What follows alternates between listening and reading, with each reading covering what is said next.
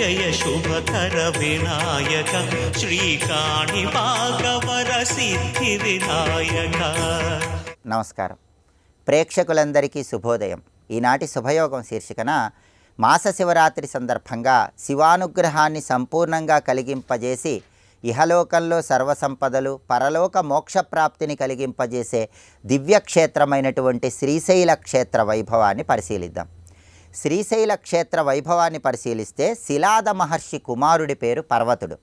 ఈ పర్వతుడు పరమేశ్వరుడి గురించి కఠోర తపస్సు ఆచరిస్తే పరమేశ్వరుడు ప్రత్యక్షమై నీకేం వరం కావాలో కోరుకోమని అడిగినప్పుడు, స్వామి నీవు ఎప్పుడూ కూడా నాయందే శాశ్వతంగా నిలిచిపో అంటూ శిలాదుడి కుమారుడైనటువంటి పర్వతుడు వరం అడుగుతాడు. అప్పుడు పర్వతుణ్ణి ఒక పర్వతంగా మారిపోమని పరమేశ్వరుడు ఆజ్ఞాపిస్తే పర్వతుడు ఒక పర్వతంగా మారిపోయాడని, అదే శ్రీపర్వతమని, ఆ శ్రీపర్వతం మీదే పరమేశ్వరుడు ఆవిర్భవించాడని జ్యోతిర్లింగంగా పౌరాణిక గ్రంథాలన్నీ కూడా తెలియజేస్తున్నాయి.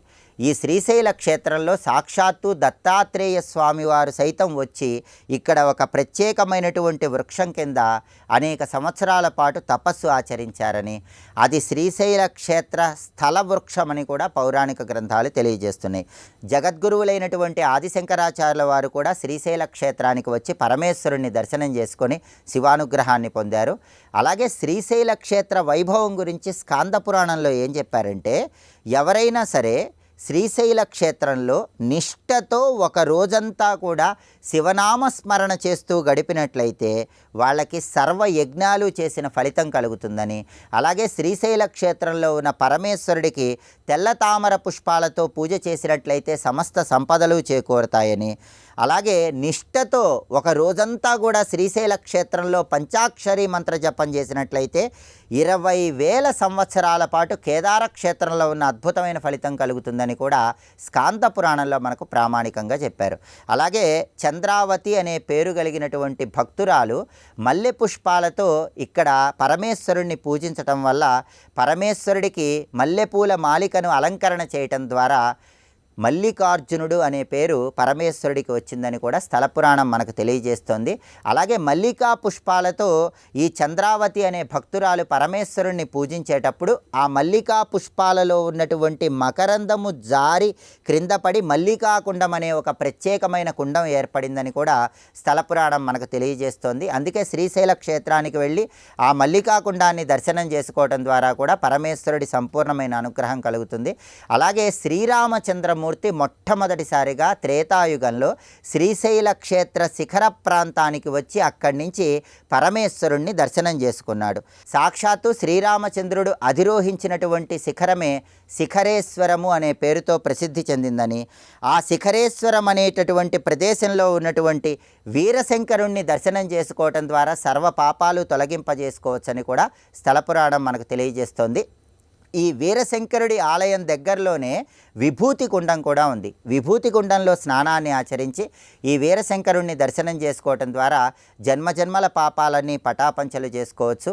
శ్రీశైల క్షేత్ర దర్శనం సర్వ పాప వినాశనం కాబట్టి మాస శివరాత్రి సందర్భంగా శ్రీశైల క్షేత్ర మహిమ వింటేనే అద్భుతమైన ప్రయోజనాలు కలుగుతాయి. శ్రీశైల శిఖరం దృష్ట్యా పునర్జన్మ న విద్యతే. శ్రీశైల శిఖరాన్ని దర్శిస్తేనే మళ్ళీ జన్మ ఉండదు. సాక్షి గణపతి శ్రీశైల క్షేత్రంలో మనం క్షేత్రానికి వచ్చామని స్వయంగా తెలియజేస్తాడు కాబట్టి చాలా అద్భుతమైనటువంటి శ్రీశైల క్షేత్ర దర్శనం ద్వారా సర్వ పాపాలు పటాపంచలు చేసుకోండి. రేపటి శుభయోగం శీర్షికన సోమవారం సందర్భంగా అర్ధనారీశ్వర స్తోత్రంలో ఉన్న శ్లోకాలలో దాగినటువంటి అంతరార్థాన్ని, విశేషార్థాన్ని పరిశీలిద్దాం. నమస్కారం.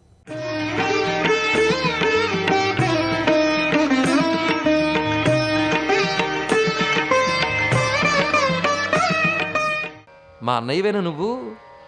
ఏమిటి ఇలా కనబడుతున్నావు అంటే, నేను విష్ణువుని, ఇప్పుడు ఈ రూపంలో ఇక్కడికి వచ్చాను నిన్ను రక్షించడానికి కోసం, నీ పూజను రక్షించడం కోసం. నన్ను చంద్రకంఠ విష్ణువు అంటారు. ఆయన నేను రక్షిస్తాను, నీకేం పర్వాలేదు. నిన్ను రక్షించానంటే నువ్వు శివలింగాన్ని రక్షించుతాను. ఇంత ఎందుకంటే శివలింగాన్ని రక్షించుకోవడం కోసం శివుడు తన పూజను ఎలా కాపాడుకుంటుందో చూద్దామని పరీక్ష పెడుతున్నాడండి ఇక్కడ. ఆఖరికి అన్నయ్య గారి సాయం తీసుకున్నది. అన్నయ్య గారు ఒక మెలకు చెప్పాడు, ఒక ఉపాయం చెప్పాడు. నేను ఒక చిన్న ఉపాయం చెప్తాను, అది చెయ్యి. ఈ శివలింగం కాపాడడం ఎలాగా? నువ్వు నిలబడిపోయి గగ్గోలు ఎత్తుతున్నావు, ఏం పర్వాలేదు. గట్టిగా శివలింగాన్ని కౌగిలించుకో, అప్పుడు గంగేమి చేయలేదన్నాడు. ఇక్కడ గొప్ప సహాయం ఉపాయం చెప్పాడు. వెంటనే గట్టిగా కౌగిలించుకుంది. ఆ శివుడికి పరవశం వచ్చింది ఇక్కడ. ఎందుకంటే అసలే పార్వతీ వియోగంతో బాధపడుతున్న వాడికి అమ్మవారు కౌగిలించుగానే అమ్మవారి యొక్క వక్షస్థలము, చేతుకున్న కంకణాలు హత్తుకున్నాయట శివునికి. వెంటనే పరవశించాడు, సైగ చేశాడు, గంగ ఆగిపోయింది అక్కడ. ఆ విధంగా ప్రవాహాన్ని అక్కడ ఆపి పార్వతీదేవిని అనుగ్రహించాడు. అప్పుడు దేవతలందరూ చూశారు ఆ దృశ్యాన్ని. వెంటనే ఆ శివలింగంలోంచి శివుడు సాక్షాత్కరించాడు. దివ్యమంగళ విగ్రహం సాక్షాత్కరించింది. తెల్లని కాంతులతో మెరిసిపోతున్నాడు. జటాజూటము నెలవంక గంగమ్మ, చిరునవ్వు నీలకంఠుడు, గంగాధరుడు, చంద్రశేఖరుడు ఆ రూపం కనబడింది. అప్పుడు పరమేశ్వరుడు ప్రత్యక్షమై ఎంత చక్కగా అనుగ్రహించాడంటే, అక్కడ బాలగా ఉంది కదా అమ్మవారు, తాను కూర్చుని అలా ఎత్తుకుని ఎడమతోడ మీద పెట్టుకున్నట్టు అమ్మవారిని. ఎంత అందమైనటువంటి దృశ్యం వర్ణిస్తున్నాడో చూడండి. తతస్థ భగవాన్ ఈశః స్వకీయ అర్ధాసనే శుభే గౌరీం ఉద్ధృత్య హస్తాభ్యాం స్థాపయామాస వామతః. రెండు చేతులతో అమ్మవారిని అలా ఎత్తుకుని తన ఎడమతోడ మీద పెట్టుకుని దేవతలకు సాక్షాత్కరించాడు పరమేశ్వరుడు. స్వామివారి వామాంకంలో కాత్యాయనీదేవి ప్రకాశిస్తున్నది. ఈవిడ కాత్యాయని తల్లి. ఇక్కడ కాత్యాయని పేరే ఎంత గొప్ప పేరు. ఆ తల్లి ప్రకాశిస్తున్నది.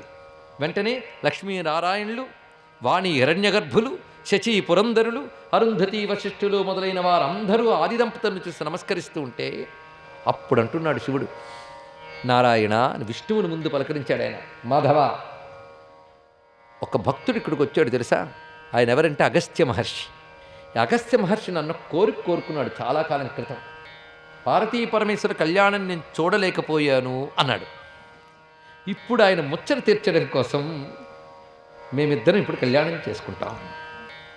కళ్యాణం చేయాలి అంటే కన్యాదానం లేనిది ఎలా అవుతుంది? ఈవిడ మళ్ళీ కన్యగా అవతరించి ఇక్కడ దాకా వచ్చింది కనుక కన్యాదానం జరగాలి. కన్యాదానం లేకుండా నేను ఈమె స్వీకరించను. సంప్రదాయమే. పుట్టింటి వాళ్ళు చేయలే కన్యాదానం. ఇప్పుడు నువ్వు ఈమెకు అన్నగారివి గనక నువ్వు కన్యాదానం చేయి అని చెప్పాడు ఇక్కడ. ఇప్పుడు అంతకంటే భాగ్యమా? అమ్మవారికి అన్నగారై కన్యాదానం చేస్తున్నాడు నారాయణుడు. వెంటనే దేవతలందరూ కలిసి కాంచీపురంలో అత్యద్భుతమైనటువంటి కళ్యాణ మండపాన్ని ఏర్పరుస్తున్నారు. ఎంత అందంగా తయారైందో చూడండి. ఇక్కడ నేలకు తాకుతున్న గెలలతో ఉన్న పెద్ద పెద్ద అరటి స్తంభములు, చెరకు గడలు, కొబ్బరి బొండములు, వీటన్నిటినీ కూడాను చక్కగా అలంకరింపజేసి ఉంచారు. అనేక రకములైన దివ్యమైన కుసుమాలు అక్కడికి తీసుకొచ్చి వాటితో తోరణాలుగా చేసి అలంకారం చేశారు. అలాగే మామిడి కొమ్మలు మొదలైన మంగళకరమైన తోరణములు ఏర్పాటు చేసి ఉంచారు. చలువు పందిళ్ళు ఏర్పాటయ్యి ఉన్నాయి. చక్కని వేదికలు ఎన్నెన్నో ఏర్పాటు చేశారు. వచ్చిన వాళ్ళు పెళ్లికి వచ్చి చూసి చూడవలసిన వాళ్ళందరూ కూడా అంత చక్కగా అలంకరింపబడినటువంటి చోట, సర్వదేవతలు, ఋషులు, మహాత్ములు ఉన్నటువంటి చోట అగస్త్యుడు తన యొక్క శిష్యవర్గంతో లోపాముద్రాదేవితో కలిసి ఆనందపరవశుడై ఆనంద బాష్పములు విడుస్తూ ఉండగా ముందుగా శ్రీహరి చేసిన పని ఏమిటి అంటే ఆ పరమేశ్వరుని కూర్చోబెట్టి అమ్మవారిని తెమ్మని లక్ష్మీదేవికి సైగ చేశాడు. లక్ష్మీదేవి వెళ్ళి అమ్మవారిని అలంకరించి తెస్తోంది. ఇప్పుడు ఇక్కడ కాత్యాయని దేవిని ఒకచోట అలంకారం చేసి తీసుకొస్తున్నారు. ఎంత చక్కగా అలంకరించారంటే అలంకృత్య ప్రియే గౌరీం ఆకల్పై రానయేతి వై. గౌరీదేవిని చక్కగా అలంకారం చేసి తీసుకురా అని చెప్పగానే అమ్మవారి అలంకారాన్ని ఎంత రమ్యంగా వర్ణిస్తోందో పురాణం ఇక్కడ. షింజన్మణి మంజీర రంజిత చరణాంభోజ కాంచనమయ కాంచీబద్ధ కటీతటి ముక్తామయ కంచుక సహిత ఉత్తుంగ పయోధర రత్తాంగుళీయ కాలంకృత కరాంగుళి కురువిందమణి ఖచిత కటక భాసుర కరయుగళ నాగమాణిక్య ప్రోత ముక్తాహార శోభిత కంఠసీమా మార్తాండ మండలాకార మణికుండల మండిత కర్ణయుగళ నాసాముక్తామణి వ్యాజ సేవమాన తారాగణ భ్రాజమాన వదనచంద్ర సీమంత సీమాంత విరాజద్వజ్రిలలంతిక ఫాలతలోభయ పార్శ్వ విలసన్మంగళ మణిదామ నితంబ బింబ లంబి సుగంధి కుసుమ రంజిత వేణీధర సౌదామిని సదృశ సువర్ణ చిత్రిత పీతాంబరధారిణి కస్తూరీ కర్పూర మిశ్రిత శ్రీగంధ చర్చిత దేహ మల్లికా చంపకోత్పలమాలాజాల పరిష్కృత ప్రవాళోపహిత కుంద కుసుమ విభాసుర సోణాధరోదర గతస్మిత శోభిత నవయవ్వనాంగీ కామాక్షి. ఇది ఆవిడ యొక్క దివ్యమంగళ విగ్రహాన్ని ఎంత చక్కగా వర్ణించారండి. మొత్తం అన్ని అలంకారములతో తల్లి శోభిల్లుతున్నది. ఆ తల్లి కామాక్షి. కామాక్షీం ఉత్పలాభాక్షీం దేవీం అక్షీణ వైభవాం శ్రీమదేకామ్రనాథస్య పార్శ్వే సవ్యే నివేశ్యతాం. పరమేశ్వరుడు పెళ్లి కొడుకుగా ఉన్నటువంటి ఆ చోట అమ్మవారిని తీసుకొచ్చి కూర్చోబెట్టారు. అప్పుడు నారాయణుని యొక్క మాటను అనుసరించి లక్ష్మీదేవి ఒక బంగారు పాత్రలో రమ్యమైన కామధేనువుల పాలు నింపి అందులో దివ్యమైన ఔషధులు వేసి పట్టుకు వచ్చింది.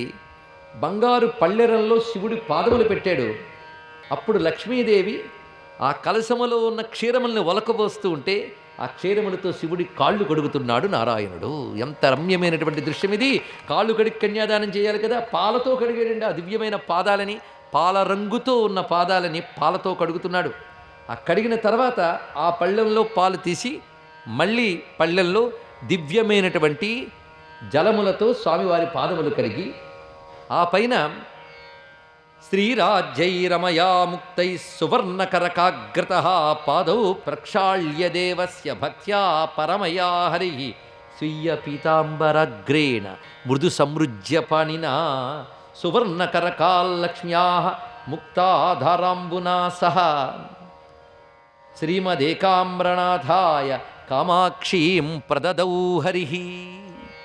ఆ కాళ్ళు కడిగిన తర్వాత మరొక పళ్ళెంలో కాళ్ళని పెట్టి తాను ఉత్తరీయముగా వేసుకున్న పట్టు వస్త్రపు కొనని చాలా మెత్తగా అద్దుతూ పాదాలు తుడిచాడు. ఆ తుడుస్తూ ఆనందపడిపోతున్నాడు నారాయణుడు. ఆ తర్వాత ఆ పాదముల్ని చందనముతో కుంకుమతో అక్షతలతో పూలతో పూజ చేసి ఆ తర్వాత అమ్మవారిని కూర్చోపెట్టి అమ్మవారి చేతిని పట్టుకుని శివుడి చేతిలో పెట్టి లక్ష్మీదేవి ధార పోస్తూ ఉంటే కన్యాధార పోసేది నారాయణుడు.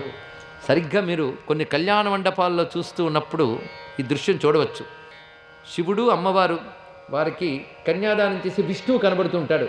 అది ఎక్కడిదా అని కొంతమంది అడుగుతుంటారు. అది కాంచీపురంలో జరిగిన కామాక్షి ఏకాంబరేశ్వర కళ్యాణ గాథ అండి. ఇది తెలుసుకోవాల్సింది. స్వస్తి.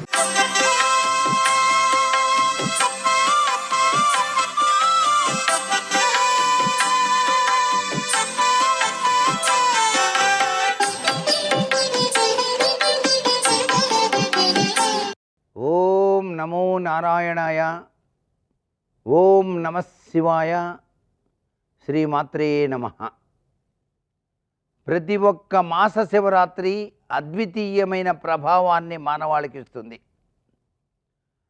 శివరాత్రి అనేది మాఘమాసంలో అర్ధరాత్రి సమయంలో వస్తుంది.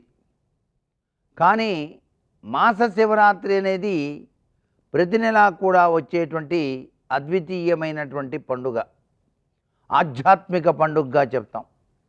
ఈ రోజున ఎవరైతే ఉదయం నుంచి సాయంత్రం వరకు ఉపవాసం ఉండి ఉదయం పూట మారేడు దళాలతో పరమేశ్వరుణ్ణి పూజించి అభిషేకార్చన గనక నిర్వహించినట్లయితే సుసంపన్నమైన గతిని పరమేశ్వరుడు ప్రసాదిస్తాడు. అభిషేకార్చన చేసేటప్పుడండి మీ యొక్క గోత్రనామాలతో పాటుగా చాలా చక్కగా యోగవంతమైనటువంటి ప్రభావంతో ఉండే ఒక మంత్రం ఉంది. ఆ మంత్రాన్ని ఎవరైతే నిత్యం పఠిస్తారో వారికి పరమేశ్వరుని యొక్క దివ్యవంతమైన ఆశీస్సులు ఉంటాయి. అది ఏమిటంటే బాలాంబికేశ వైద్యేశ భవరోగ హరేతిచ అని. ఈ మూడు చాలా చక్కటి యోగవంతమైన ప్రభావాన్ని ఇస్తాయి ప్రతి వారికి కూడాను. ఇది ఎవరైతే నిత్యం కూడా చదువుతూ పరమేశ్వరుడికి చెంబెడు నీళ్లు పోస్తారో వారికి సర్వసంపదలు కూడాను సమకూరుస్తాడు ఆ యొక్క పరమేశ్వరుడు. అందున మాస శివరాత్రి నాడు ఉపవాసం ఉండి నక్షత్ర దర్శనం చేసిన తర్వాతనే పరమేశ్వరుని మరలా ధ్యానం చేసి భోజనం చేయాలి. ఇలా గనక ఎవరైతే ఆచరిస్తారో వారి జీవితం సుసంపన్నమై విరాజిల్లుతుంది అంటోంది శాస్త్రం. సర్వే జనా సుఖినో భవంతు.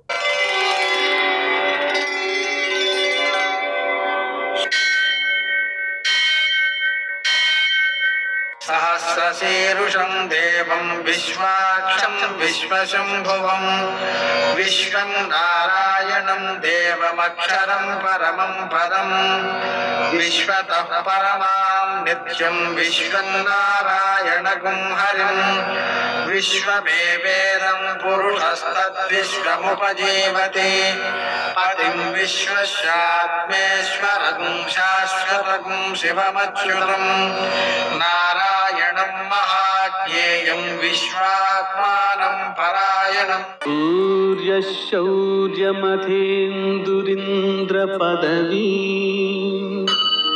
सन्मङ्गलं मङ्गलम् యఃకర్త జగతాం భర్త సంహర్త మహసాం నిధి ప్రణమామి తమాదిత్యం బహిరంతస్తమోపహం. నేటి కాలమాన విశేషాలను గమనిద్దాం. స్వస్తి శ్రీ చాంద్రమాన పరాభవనామ సంవత్సరం ఉత్తరాయణం గ్రీష్మ ఋతువు నిజజ్యేష్ఠ మాసం కృష్ణపక్షం ఆదివారం. సూర్యోదయం 5:52 సూర్యాస్తమయం 6:51. తిథి త్రయోదశి రాత్రి 10:28 వరకు. నక్షత్రం రోహిణి ఉదయం 8:27 వరకు. తరువాత మృగశిర తెల్లవారుజామున 5:41 వరకు. వర్జం మధ్యాహ్నం 1:25 నుంచి 2:49 వరకు. దుర్ముహూర్తం సాయంకాలం 5:07 నుంచి 5:59 వరకు. అమృతకాలం ఉదయం 7:02 వరకు. మరల రాత్రి 9:54 నుంచి 11:19 వరకు. రాహుకాలం ఆదివారం కాబట్టి సాయంకాలం 4:30 నుంచి 6 గంటల వరకు. అష్టకవర్గ రీత్యా శుభప్రదమైన సమయం ఉదయం 11 గంటలకి. నేటి విశేషం ఆదివారం. అలాగే వట సావిత్రి వ్రతాన్ని ఈరోజు ప్రారంభిస్తారు. అలాగే ఈరోజు సాయంకాలం ప్రదోషం ఉంది. ఆ కారణంగా ప్రదోష కాలంలో కేజింపావు గోధుమలతో శివునికి పూజ చేసి వాటిని హోమంలో వినియోగించినట్లయితే ఉత్తమ సంతానం కలుగుతుంది. సంతానం అభివృద్ధిలోకి వస్తుంది. వారు సమాజానికి ఉపకరించేటువంటి వారుగా ఉంటారు. అలాగనే ఈరోజు మాస శివరాత్రి ఉందండి. ఆ కారణంగా మాస శివరాత్రి సందర్భంగా 8 పర్యాయాలు కానీ 4 పర్యాయాలు కానీ శివారాధన చేసుకుంటూ ఉండడం మంచిది. 3 గంటలకు ఒకసారి చేస్తే అది అష్టయామ పూజ అవుతుంది. ఉదయం మధ్యాహ్నం సాయంకాలం అర్ధరాత్రి అలా 4 సార్లు చేసినట్లయితే మంచిది. కనీసపక్షం సూర్యాస్తమైన తర్వాత ప్రదోష సమయంలోనూ అలాగే అర్ధరాత్రి పూజ చేసుకోవడం ద్వారా శివుని యొక్క అనుగ్రహం కలుగుతుంది. నేటి ఆణిముత్యాలు.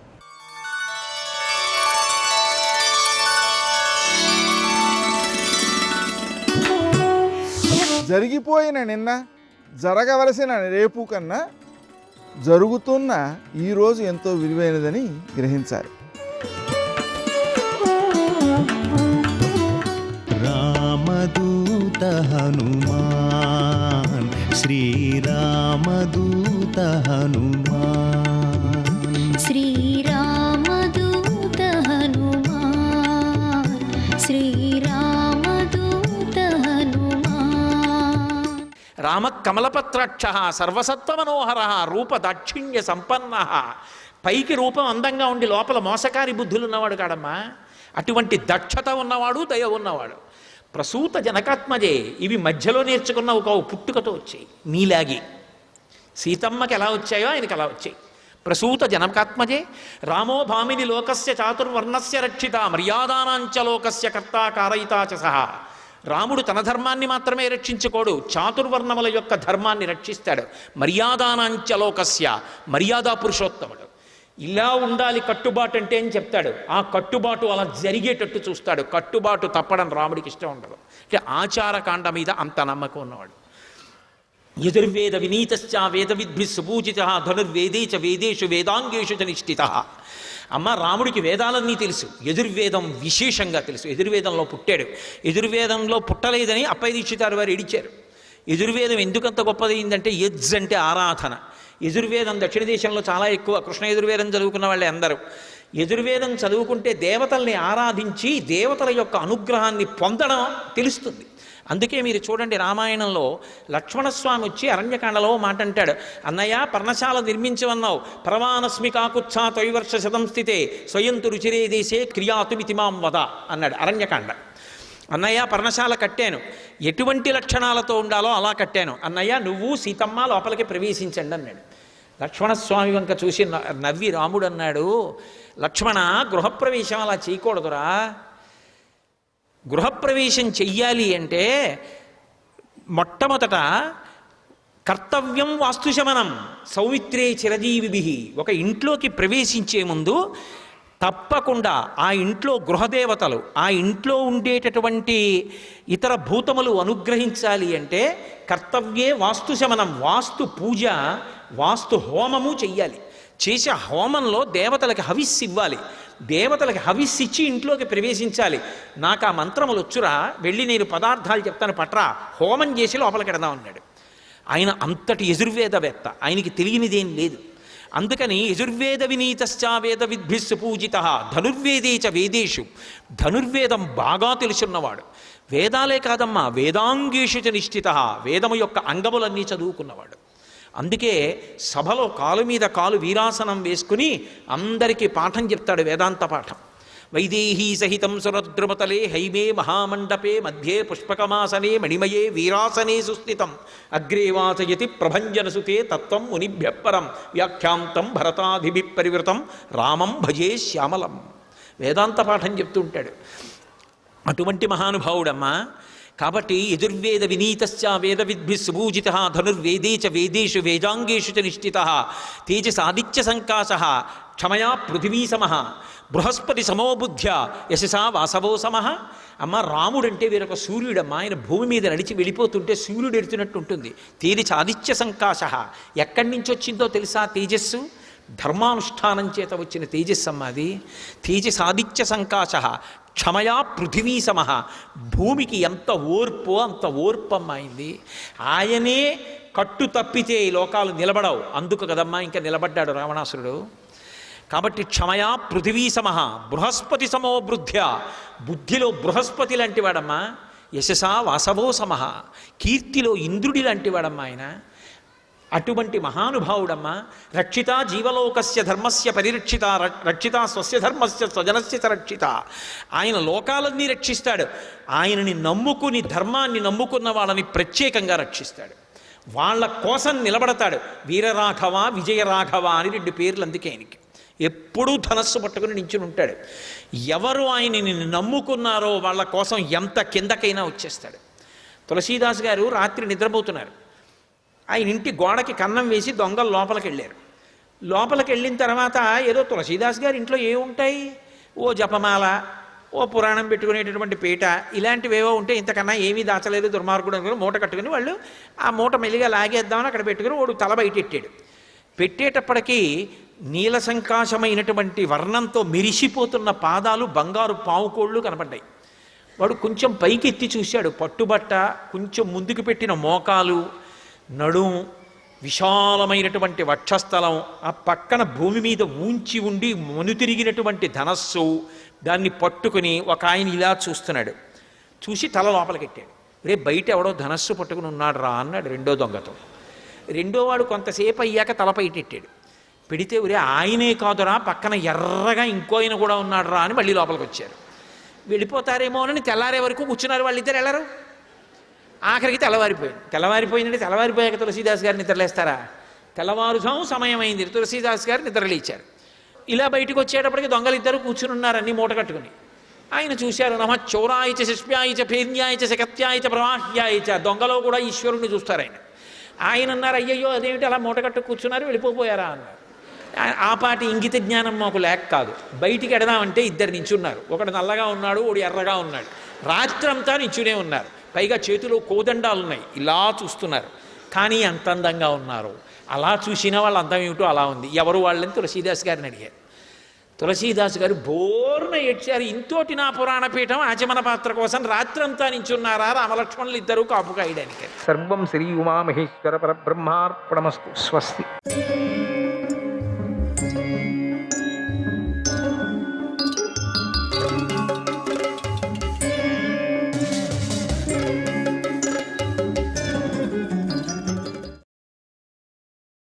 శకుని ఎంత చెప్పు, మళ్ళీ పాచికలు తీసుకున్నాడు. ఎంత చెప్పు, విసురుతున్నాను అని అన్నాడు. అప్పుడు 2 అన్నాడు. 2 నీ మాట ఇదేనా ఆఖరినా? ఆఖరి 2 విసిరాడు. విసిరితే 8 వచ్చాయి, 2 కాదు. నేనే గెలిచానన్నాడు జోరుగా. అప్పుడు ధర్మరాజు, ఈ రాజకుమారులు భీముడు మొదలైన వారు ధరించిన చూడండి ఏంటి సమాచారం, దాన్ని కూడా వదులుకోకుండా ఈ భీముడు నా రాజకుమారులంతా ఉన్నారే, నాకు సంబంధించిన రాజకుమారులు వీళ్ళందరూ కూడా నా తమ్ముళ్ళు. భీముడు మొదలైన వారు ధరించిన కుండలాలు, పతాకాలు మొదలైన ఆభరణాలన్నీ రాజుకు చెందినవి, నాకే చెందినవి. కనుక అందరూ ఇప్పండి.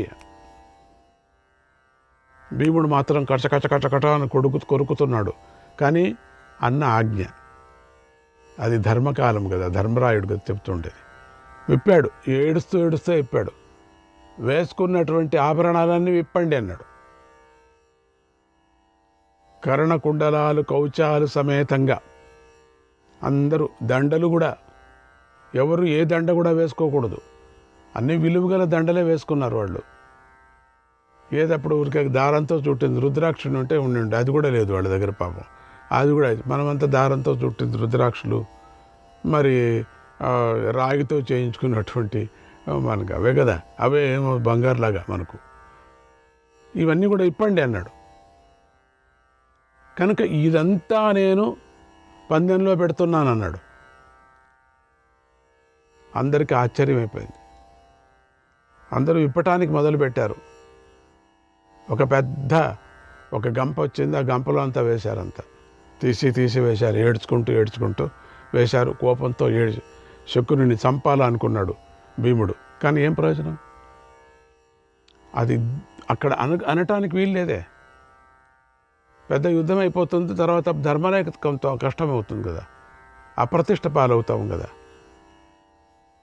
మొదలు అంతా పెట్టండి అని చెప్పి అంత పాపం అన్నీ తీసి వేశారు. శకుని లాస్ట్ ఇది చెప్తున్నాను, లేదు విసురు, ఇంకా లాస్ట్ కాదు. పర్వాలేదే, సరే ఇంకా ఓడిపోలేదు ధర్మరా. ఈయన పాచికలు విసిరి ఈ శకుని గెలుస్తూ ఇక లాస్ట్ ఈయన చెప్పటం లేదు. ఇట్లా ఎట్లా చెప్పడు కదా, ఓడిపోయేంతవరకు చెప్పడు కదా, ఆయన గెలిచేంతవరకు చెప్పడు. జూదమే అటువంటిది. ఆయన గెలిచే వరకు హఠం తాను వదలడు, ఈయన ఓడిపోయే వరకు ఈయన వదలడు. ఎట్లా అవుతుంది? ఇక ఉండిందంతా లాగేసుకున్న తర్వాతనే అంతే. శకుని పాచికలు విసురుతూ చెప్పాడు, ఎంత చెప్పు, ఇప్పుడేం చెప్పు, బాగా యోచన చేసుకొని చెప్పు, టైం ఇస్తున్నా నీకు. పాచికలను కూడా నువ్వు చూసుకోను, ఎట్లా ఉందో చూసుకో, ఇదే మాయాగీయగా చూసుకో, కావాలంటే ముట్టొద్దు, ఆయన దూరం నుంచి చూసుకోను. చూసావా, విసురుతున్నాను, చెప్పు ఇప్పుడు ఎంత చెప్పు. ఇప్పుడు 8 పెడుతుందే. మంచి మాటలతో చెప్తున్నావు కాబట్టి ఉండొచ్చు, చెప్పలేము. 8 సరిగ్గా చెప్పు. టక విసిరాడు, ఒక్కటి పడిందంతే, అంతే, గోవింద. శకుని పాచికలు విసిరాడు. ధర్మరాజా, మేమే గెలిచాం అని అరిచాడు. అలా ఆడుతూ ధర్మరాజు తన సమస్త సంపదను కోల్పోయాడు. ఇక కేవలం ఆయన వద్ద తమ్ముళ్ళు మాత్రమే మిగిలి ఉన్నారు. ఏం పెడతాడా ఏం కథ వీళ్ళను కూడా. ధర్మరాజు వారనే తన ధనంగా భావించాడు. మోసగాడైనటువంటి శకునితో ఇలా అన్నాడు, ఓ శకుని, ఇదిగో ఇతడు నకులుడు, శ్యామవర్ణం గలవాడు, యువకుడు. ఇతడు ఎర్రటి కన్నులు గలవాడు. ఇతడిని నేను పందెంలో పెట్టాడు.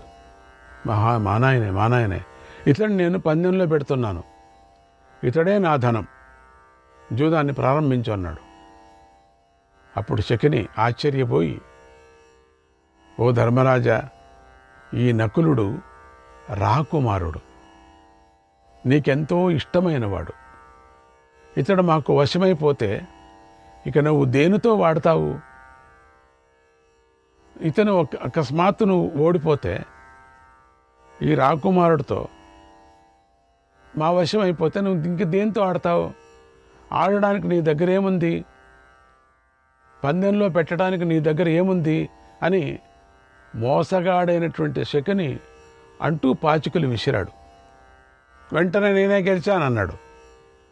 మేమే గెలిచాం, నువ్వు నకులను నీవు ఓడిపోయావు అని గట్టిగా అరిచాడు. ఆ అరుపులో సభ దద్దరిల్లిపోయింది. అంత జోరుగా అరిచాడు. అప్పుడు ధర్మరాజు తల వంచుకొని, ఓ శకుని, ఇదిగో ఇతడు సహదేవుడు, ధర్మాన్ని బోధిస్తాడు, పండితుడు అని ఇతడికి లోకంలో మంచి పేరుంది కనుక ఇతడంటే నాకెంతో ఇష్టం. నిజంగా ఇతడిని పందెంలో పెట్టకూడదు. ఇతడు పందెంలో పెట్టే వస్తువు కాదు. అయినా నేను ఇతడిని ఇష్టము లేని వస్తువుగా భావిస్తున్నాను. పందెంలో పెడుతున్నాను, ఆట మొదలుపెట్టు అన్నాడు. నాకు ఇష్టం లేదు, అయినా పెడుతున్నా. నాకు ఇష్టము లేని వస్తువుగా ఇంతవరకు ఇష్టమంది పెట్టాడు, ఇప్పుడు ఇష్టము లేని వస్తువుని పెడుతున్నాను. అప్పుడు చక్కని మళ్ళీ పాచికలు, మళ్ళీ ఎంత అన్నాడు, మళ్ళీ ఇంత అన్నాడు. పడిందే 4 వేరే మళ్ళీ. ఓ ధర్మరాజా, నేనే గెలిచాను, ఇక నుంచి సహదేవుడు నావాడు మావాడు అని అరిచాడు. అటు వచ్చి కూర్చో అనేసాడు. ఇద్దరిని అటు కూర్చో అన్నాడు. లేయండి, లేచారు. అటు కూర్చోండి, మా తడుపు కూర్చోండి.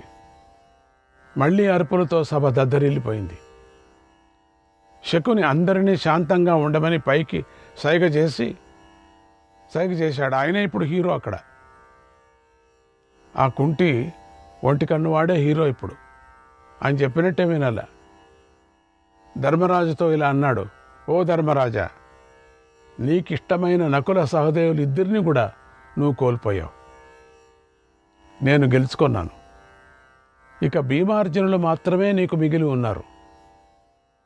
వారు చాలా విలువైన వారని నేను అనుకుంటున్నాను. అంటే దాన్ని రెచ్చగొడుతున్నాడు లోపల. కంటి ఎదురుగా కనిపిస్తున్న ఈ భీమార్జునులనే ధనం చాలా గొప్పదని నేను భావిస్తున్నాను కదా. ఈ ధనాన్ని పందెంలో పెట్టు అన్నాడు. తన అనకపోయినా తానే అన్నాడు, పందెంలో పెట్టు, ఉంది కదా, ఇదొక పెద్ద ధనమే కదా నీకు, అంతా అయిపోయింది అనుకుంటావు, పెట్టు అన్నాడు. అప్పుడు ధర్మరాజు, ఓరి మూర్ఖుడా, నువ్వు అధర్మంగా ప్రవర్తిస్తున్నావు. ఇప్పుడు నోరు తెరిచాడు. అన్నీ అయిన తర్వాత అన్యాయంగా నడుచుకుంటున్నావు. మేము మంచి మనస్సు గలవాళ్ళం, మేమంతా కూడా. నువ్వు మాలో మాకే విభేదాలు పెట్టాలని చూస్తున్నావు. నీకు ఇది మంచిది కాదు అన్నాడు. అప్పుడు శకుని, ఓ రాజా, గర్వించి అధర్మాన్ని ఆశ్రయించిన వాడు అధర్మంలోనే పడిపోతాడు. బాగా గర్వించిన వాడు మొద్దుబారిపోతాడు. నేను అలాంటి వాడిని కాదు అని గ్రహించు. చాలా సాఫ్ట్గా నువ్వు పెద్దవాడు, గొప్పవాడును, నీకు నమస్కారం. నేనొక జూదగాడినని మాత్రమే అని తెలుసుకో.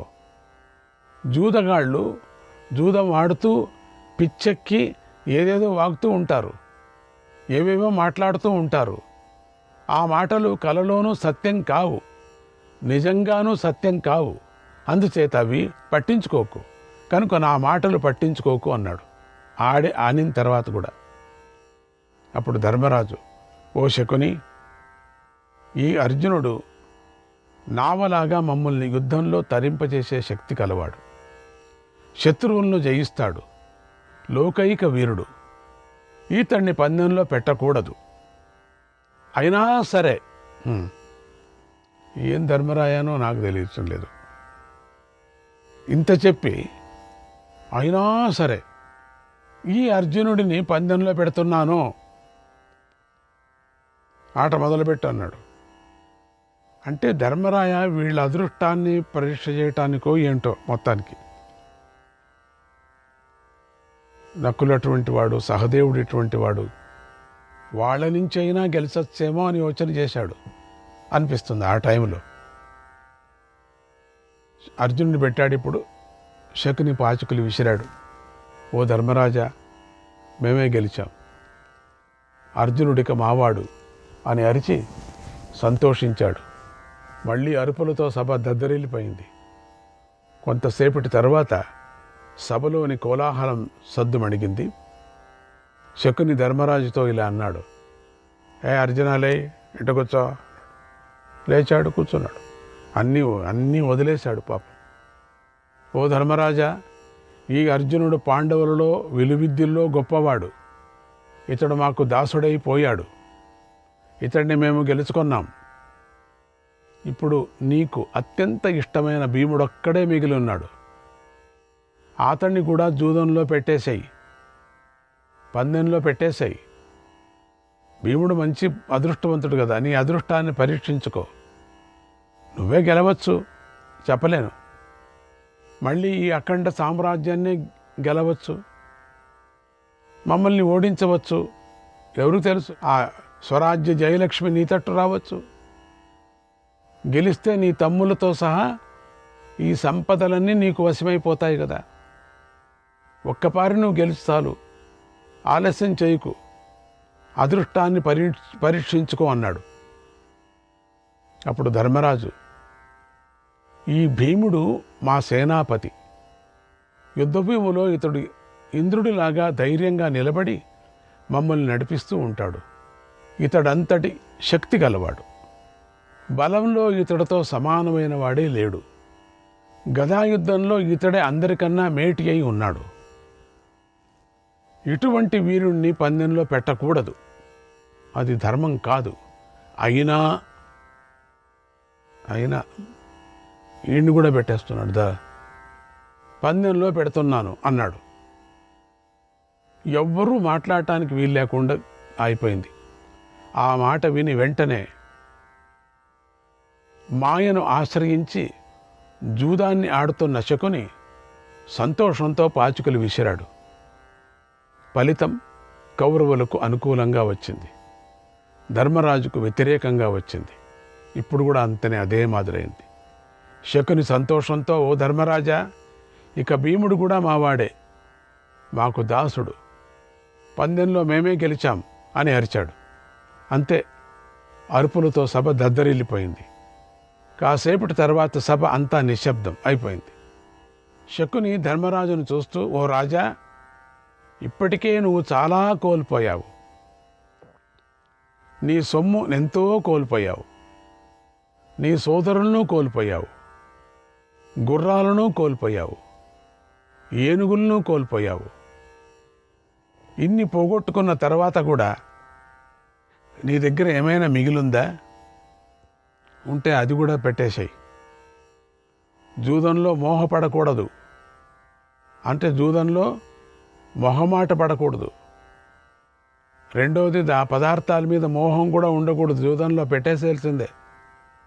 అదృష్టాన్ని పరీక్షించుకోవాలి ఎప్పటికీ. ఈరోజు తీసుకుంటే లాటరీ మంచిదేమో, ఈ టైంలో తీసుకుంటే లాటరీ మంచిది, అంతా అనుకుంటూ తీసుకోవాలా.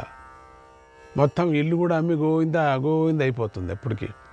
ఓ ఇప్పటికి రావచ్చు, అప్పటికి రావచ్చు, ఈ నంబర్ గెలిచొచ్చు, ఆ నంబర్ గెలిచొచ్చు అని. నాకు అదృష్ట నంబర్ ఇది అని తీసేసుకొని, అదృష్టము లేదు, ఏమీ లేదు, నంబర్ ఒకటే, ఆ నంబర్ వేస్తూ ఉంటారు అంతే. నువ్వు పోయిన తర్వాత చివరి నంబర్ వేస్తారు అంతే. కనుక మొహమాట పడకు. అదృష్టం ఎప్పుడు ఎవరిని వరిస్తుందో చెప్పలేం కదా. కవ్విస్తున్నాడు చెయ్యని. కనుక నిన్ను నీవు మరొక్కసారి పరీక్షించుకో అని అడిగాడు. అప్పుడు